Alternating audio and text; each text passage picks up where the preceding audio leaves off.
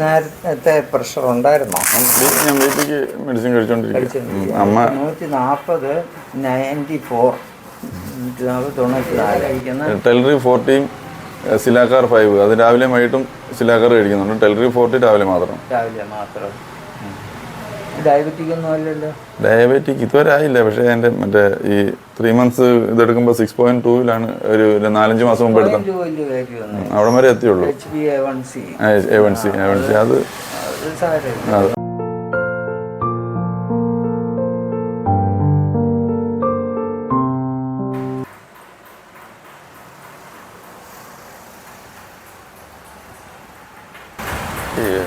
കേരള കോളിങ്ങിൻ്റെ ഷൂട്ടിങ്ങിനിടയിൽ ആശുപത്രി പോകാൻ വയ്യാതായി എന്നൊന്നും വിചാരിക്കേണ്ട. എനിക്കൊരു ആരോഗ്യ പ്രശ്നമില്ല. തൽക്കാലം ഒന്നാമത് ഒഴിച്ചിലൊക്കെ കഴിഞ്ഞിട്ടൊന്ന് ഉഷാറായിട്ടിരിക്കുകയാണ്. ഞാനിവിടെ സാൻ ജോസ് ഹോസ്പിറ്റലിലെ ഡോക്ടർ സെബാസ്റ്റിനെ കുറിച്ച് അറിഞ്ഞപ്പോൾ അദ്ദേഹം എൻ്റെ സംസാരിക്കാൻ നമ്മളോടൊപ്പം വരേണ്ട ഒരാളാണെന്ന് എനിക്ക് തോന്നുന്നു. അതുകൊണ്ട് അദ്ദേഹത്തിനെ ഒന്ന് കാണാൻ പോവുക. വാ. സാൻ ജോസ് ഹോസ്പിറ്റലിൽ ഒരു കാലത്ത് കാട്ടാക്കടയിൽ നല്ല തിരക്കുണ്ടായിരുന്ന, അതായത് ഇപ്പം പിന്നെ മൾട്ടി സ്പെഷ്യാലിറ്റി ഹോസ്പിറ്റലുകൾ നിരവധി അപ്പുറത്തും വന്നു. ഇദ്ദേഹം ഒരു പ്രായമുള്ളൊരു ഡോക്ടറും കൂടെയാണ്. ആ കാലത്ത് നല്ല തിരക്കുണ്ടായിരുന്നൊരു ഹോസ്പിറ്റലാണ്. ഇപ്പോൾ പക്ഷേ ഔട്ട് പേഷ്യൻസ് മാത്രമേ ഉള്ളൂ. Good morning sir. ഞങ്ങളിങ്ങനെ എൻ്റെ പേര് രഞ്ജിത്ത് എന്നാണ്, മുൻഷി രഞ്ജിത്ത്.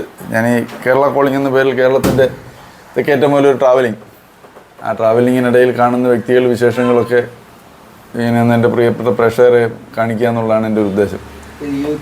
YouTube channel. എൻ്റെ പേര് മുൻഷി രഞ്ജിത്ത് എന്ന പേരിൽ ഉള്ളൊരു യൂട്യൂബ് ചാനലിലാണ് ഇത് വരിക. സാറിനെ കുറിച്ച് ഞാൻ കേട്ടപ്പോഴത്തേനും സാർ അല്പം ഒരു ഡിസബിലിറ്റി ഒരു ചെറുപ്പം മുതലേ ഉണ്ട്. അപ്പോൾ മുമ്പൊക്കെ പറയുന്ന പോലെ ഇപ്പം ഡിഫറൻ്റ്ലി ഏബിൾഡ് എന്ന് പറയണം അല്ലേ, ആ തരത്തിലാണ് നമ്മൾ പ്രയോഗിക്കേണ്ടത്. അപ്പോൾ അത് വെച്ചിട്ടാണ് സാർ MBBS പഠിക്കുന്നതും അതിനുശേഷം സാർ വർക്ക് ചെയ്യുന്നതും പിന്നെ സ്വന്തമായി ക്ലിനിക്ക് തുടങ്ങുന്നതും എല്ലാം ആ തരത്തിലാണ്. ഇത് 5 വയസ്സിൽ ഒരു പോളിയോ ബാധിച്ചതാണ്. ആ കാലത്ത് ഈ പോളിയോ നിർമ്മാർജ്ജനം ചെയ്യപ്പെട്ടിട്ടില്ല നമ്മുടെ നാട്ടിൽ. വളരെ ചുരുക്കമായിട്ട് വല്ലപ്പോഴും ഒരെണ്ണമൊക്കെ കാണും.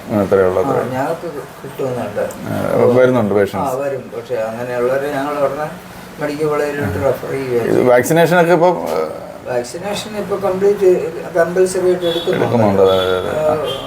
പ്രസവം കഴിയുമ്പോൾ ഉടനെ തന്നെ എടുക്കുന്നുണ്ട്. സാറിൻ്റെ ഈ ആ കാലത്ത് അതത്ര സ്ട്രിക്റ്റ് അല്ലേ? അന്ന് വാക്സിനേഷൻ ഒന്നുമില്ല. പല അസുഖങ്ങൾക്കുള്ള വാക്സിനേഷൻസ് ഉണ്ട് ഓരോ പീരീഡിലും അല്ലേ? അന്നൊന്നും ഈ വാക്സിനേഷൻ ഇല്ല. അപ്പൊ ആദ്യമൊക്കെ ഉണ്ടായിരുന്നത് സ്മോൾ പോക്സ് വാക്സിനേഷൻ. ഞങ്ങളുടെയൊക്കെ കൊച്ചുനാളിൽ അതേ ഉണ്ടായിരുന്നു. അതായത് ഈ ഇതിനുള്ള വാക്സിനേഷൻ ഒന്നുമില്ല. പിന്നെ ഇത് വെച്ചിട്ട് തന്നെയാണ് സാർ പഠിച്ചത് സാറിൻ്റെ സ്കൂളിങ്? ഞാൻ ആലപ്പുഴ ലിയോ 13 സ്കൂളിലാണ് പഠിച്ചത്. ആലപ്പുഴയാണ് പഠിച്ചത്. അവിടെ നിന്ന് പിന്നെ MBBS വരുന്ന ട്രിവാൻഡ്രം മെഡിക്കൽ കോളേജ്. അപ്പോൾ അവിടെയും പിന്നെ ഈ ബുദ്ധിമുട്ടുണ്ടായിരുന്നു പഠിത്തത്തിൻ്റെ കാര്യത്തിൽ മറ്റുള്ള കുട്ടികളോടൊപ്പം? കുറച്ചൊക്കെ പഠിച്ചു കഴിഞ്ഞ ഹാൻഡിക്യാപ്പുള്ളപ്പോൾ അതിനനുസരിച്ചുള്ള കുറേ പ്രയാസങ്ങളൊക്കെ കാണുമല്ലോ. പക്ഷെ കൂടെ പഠിച്ചത് നേരെ നടന്ന് കറക്റ്റ് സമയത്തിന് ഓടിച്ചെന്നൊക്കെ പല സ്ഥലത്തല്ലേ ക്ലാസ്സുകളുള്ളത്. വാർഡിലൊക്കെ ആണെങ്കിലും നടന്നു വേണ്ട എല്ലാം ചെയ്യാൻ അതിൻ്റെയൊക്കെ കുറേ ബുദ്ധിമുട്ടുണ്ടാകും. പക്ഷെ എന്നാലും അതൊക്കെ കാര്യമില്ലായിരുന്നു. ബുദ്ധിമുട്ടുകൾ വന്നിട്ടുണ്ട്. ബാക്കിയുള്ളവർ സപ്പോർട്ട് ചെയ്യും കൂടെ പഠിച്ചവർ. തീർച്ചയായിട്ടും കുറേ സപ്പോർട്ട് കൂടെ സാറിൻ്റെ കൂടെ വന്ന് പഠിച്ചിറങ്ങിയവരൊക്കെ ഇപ്പോൾ സ്വന്തം ക്ലിനിക്കും മറ്റു കാര്യങ്ങളൊക്കെ ഉണ്ടല്ലോ. കേരളത്തിൽ തന്നെ ഉള്ളവരുണ്ടോ അതോ വിദേശത്ത് പോയവരുണ്ട്? ഒരുപാട് പേര് വിദേശത്തുണ്ട്, ഒരുപാട് പേര് ഇവിടെയുണ്ട്. ഒരുപാട് പേര് പോസ്റ്റ് ഗ്രാജുവേഷൻ കഴിഞ്ഞു. ഞാൻ പോസ്റ്റ് ഗ്രാജുവേഷന് പോയിട്ടില്ല. ഇതുകൊണ്ട് ഞാൻ നേരെ സർവീസ് ഇത് ചെയ്യുമായിരുന്നു. ജോലിയിലേക്ക് കയറി. ഗവൺമെന്റിൽ പോയില്ല. ഗവൺമെന്റിൽ സെലക്ട് ചെയ്തു. പക്ഷേ എൻ്റെ ഈ ഹാൻഡിക്യാപ്പ് വെച്ചിട്ട് എനിക്ക് പോകാൻ ഇച്ചിരി ബുദ്ധിമുട്ടാണ്. അതുകൊണ്ട് ഞാൻ പോയില്ല. പിന്നെ പ്രൈവറ്റിൽ കുറച്ചാൾ വർക്ക് ചെയ്തു. അതിനുശേഷം നമ്മൾ ഈ സാൻ ജോസ് ഹോസ്പിറ്റലിൽ എത്ര വർഷമായിട്ട് തുടങ്ങിയിട്ട്?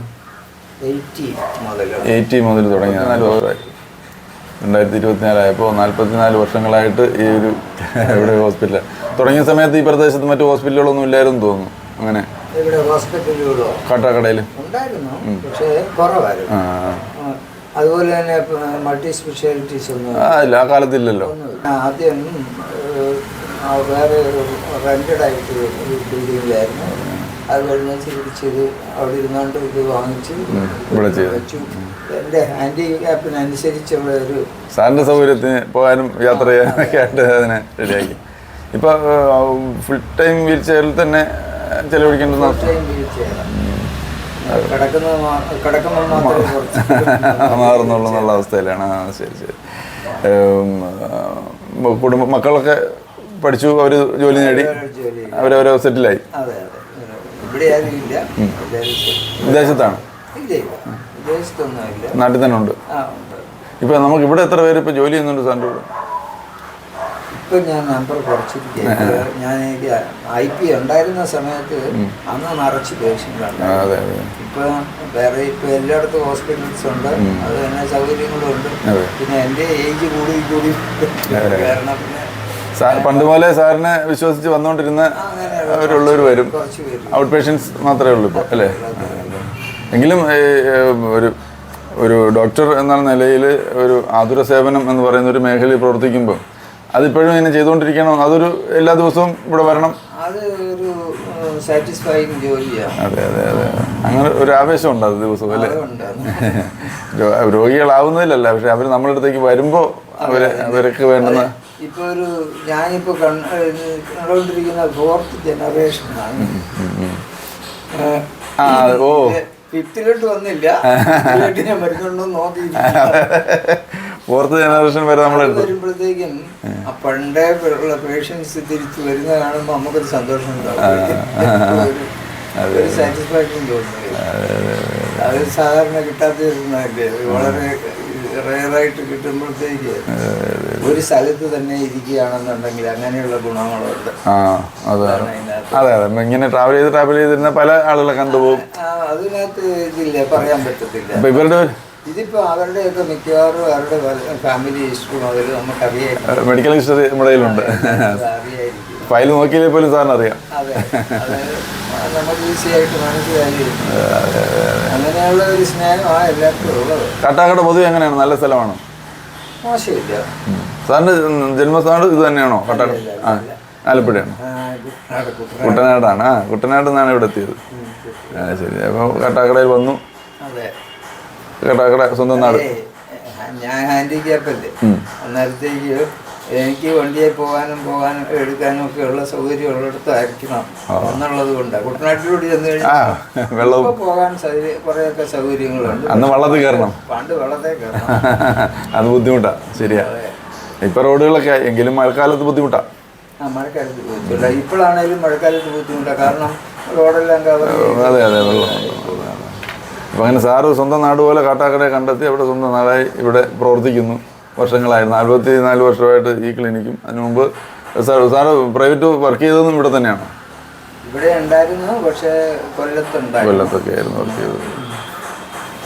അപ്പോൾ ആദ്യത്തെ കാലത്ത് പഴയ കാലത്ത് നിങ്ങൾ പോലുള്ള ഡോക്ടർമാരുടെ ഒരു എക്സ്പീരിയൻസ് ഇപ്പോഴത്തെ പുതിയ ഡോക്ടർമാർക്ക് ഇല്ല എന്ന് പറയാറുണ്ട്. അവർ കൂടുതൽ എക്യുപ്മെൻസിൻ്റെ സഹായത്തിലാണ്.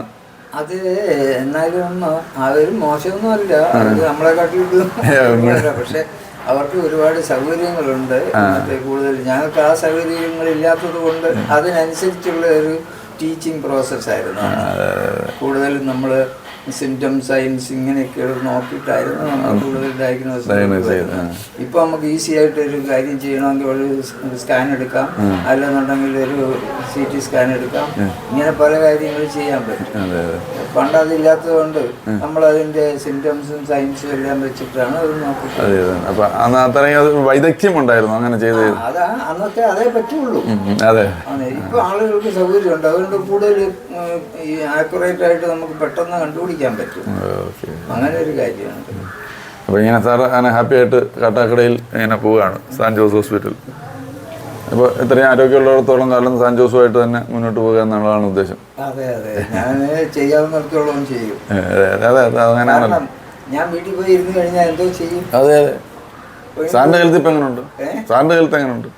എൻ്റെ ഹെൽത്ത് പല പ്രോബ്ലംസ്, പ്രായം ഉണ്ടാകുമ്പോൾ മനുഷ്യമായിട്ട് പ്രോബ്ലംസ് ഉണ്ടാവും. അതെ അതെ, അതിനനുസരിച്ചുള്ളതേ ഉള്ളൂ, ബാക്കി ഓക്കെയാണ്. അപ്പോൾ എന്താ ഇങ്ങനെ ഒരു ശാരീരിക ആവശ്യത എന്ന് നമുക്ക് വേണമെങ്കിൽ പറയാം. ആവശ്യത ഉള്ളപ്പോൾ തന്നെ അത് മറ്റുള്ളവരുടെ ആവശ്യത മാറ്റുന്ന ജോലിയാണ് ചെയ്തുകൊണ്ടിരിക്കുന്നത്. അത് പഠിച്ചതും അത് തന്നെയാണ്. വൈദ്യവൃത്തി പഠിക്കുകയും മറ്റുള്ളവരുടെ അവശതകൾ മാറ്റുകയും ചെയ്തുകൊണ്ട് സ്വന്തം അവശത മറന്ന് ജീവിക്കുകയാണ് സാറ്. അപ്പോൾ അത് കേട്ടപ്പോൾ എനിക്ക് സാറിനോട്ട് രണ്ടു വാക്ക് സംസാരിക്കണമെന്ന് തോന്നി. അങ്ങനെയാണ് ഞാൻ ഇവിടെ എത്തിയത്.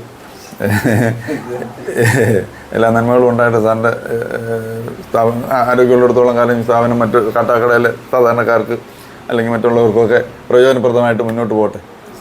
ഈ ഡയബറ്റീസും പ്രഷറും ഹാർട്ടിൻ്റെ പ്രോബ്ലം എല്ലാം ഇങ്ങനെയൊക്കെയുള്ളതെല്ലാം ഫെമിലിയലാണല്ലോ. അങ്ങനെയുള്ള ഇതാണ്. എവിടെയാണ് സാറിൻ്റെ വീട്? എൻ്റെ കരുനാഗപ്പള്ളി, കൊല്ലം കരുനാഗപ്പള്ളിയാണ് എൻ്റെ നാട്. പക്ഷെ ഞാൻ ഇപ്പം എറണാകുളത്ത് താമസിക്കുന്നു. എറണാകുളത്ത്? അല്ല, കരുനാഗപ്പള്ളി ഞാൻ വണ്ടിയിൽ പോകുന്ന വഴിയല്ലേ, ആലപ്പുഴയ്ക്ക് പോകുമ്പോൾ അതിലല്ലേ പോകും? അതെ അതെ പോകുന്നത്. ശരി ശരി ശരി. അപ്പോൾ സന്തോഷം, കാണാം. അപ്പോൾ ഒന്ന് എൻ്റെ ബി പി ഒക്കെ നോക്കി. ബി പി ഒക്കെ ഇച്ചിരി കൂടുതലാണ്. ഒന്നും വേറെ നിവൃത്തിയില്ല. ഇതുപോലുള്ള അലച്ചിലല്ലേ, വഴിയിൽ നിന്ന് കാണുന്ന ഭക്ഷണമൊക്കെ കഴിച്ചുമൊക്കെ പോവില്ല. നമുക്ക് ഉപ്പൊന്നും നിയന്ത്രിക്കാൻ പറ്റുന്നില്ല. അപ്പം നോക്കാം, നമ്മൾ കുറയ്ക്കും. ശരി.